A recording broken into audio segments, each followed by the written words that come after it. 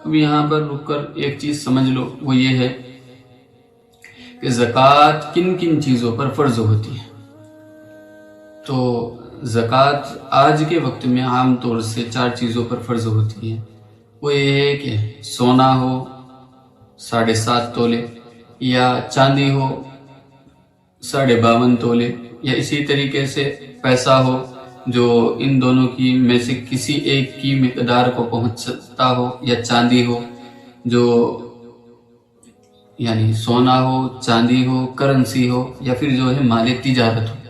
مال تجارت یعنی ان کی مقدار کو جو پہنچ جائے، تو ان 4 چیزوں پر عام طور سے آج کے وقت میں زکوٰۃ جو ہے فرض ہوتی ہے۔ سونا، چاندی، اسی طریقے سے کرنسی یا مال تجارت۔ اب اس سے جو ہے بہت سارے مسائل آپ لوگوں کے حل ہو جائیں۔ اب اس کو سمجھتے چلنا، اگر کسی شخص کے پاس سونا ہے 7.5 تولے تو اس پر زکوٰۃ فرض ہے۔ اسی طریقے سے چاندی ہے، اس پر بھی زکوٰۃ فرض ہوگی، یا پیسہ ہے اتنا جتنا کہ سونا بنتا ہے آج کے وقت میں، یا چاندی بنتی ہے تو اس پر بھی زکوٰۃ فرض ہو جائے گی، یا اسی طریقے سے مال تجارت ہے تو اس پر بھی زکوٰۃ فرض ہو جائے گی۔ اور ان تمام چیزوں پر ایک شرط ضروری ہے کہ حولان حول ہوا ہو، یعنی 1 سال مکمل ہو گیا ہو۔ مثلا ہمارے پاس جو ہے جنوری کی 1 تاریخ کو اتنی رقم موجود تھی کہ جس پر زکوٰۃ بنتی تھی، ہم نے اس 1 تاریخ کو جو ہے نوٹ کیا، اور نوٹ کرنے کے بعد پھر اگلی سال جو ہے مثلا 26 میں، مثال کے طور پر، اگزامپل کے طور پر بتلا رہا ہوں، مثلا 26 میں جو ہے اتنی رقم ہو گئی 26 جنوری کو یا 1 جنوری کو، اور اگلے سال 27 کی 1 جنوری پر ہی جو ہے، جب 27 کی 1 جنوری ہوگی تو 2027 کی جو ہے پہلی تاریخ ہوگی جنوری کی، تو اسی وقت میں جو ہے زکوٰۃ فرض ہوگی۔ اور پھر ایک چیز یہ سمجھو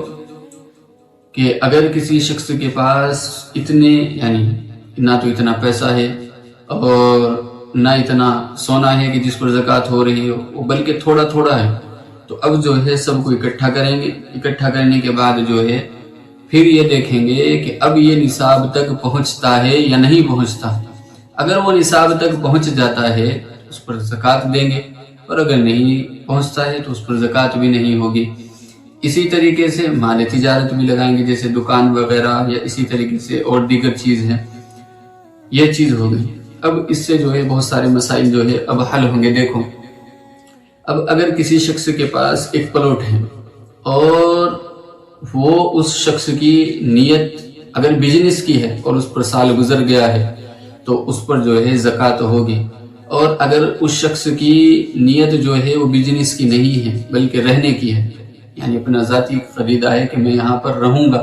تو اس پر جو ہے زکوٰۃ نہیں ہوگی۔ اسی طریقے سے اگر کسی شخص کے پاس 10 کاریں ہیں، اگر وہ بزنس کی ہے، یعنی اس کی یہ نیت ہے کوئی شخص پھنسے گا تو اس کو بیچ دوں گا، اس کی نیت یہ ہے، بیچنے کی نیت ہے، تو اس پر جو ہے ان 10 کاروں پر جو ہے زکوٰۃ ہوگی۔ اور اگر اسی طریقے سے اگر اس کی نیت یہ نہیں بلکہ شو بازی کے لیے رکھی ہوئی ہے تو اس پر زکوٰۃ نہیں ہوگی۔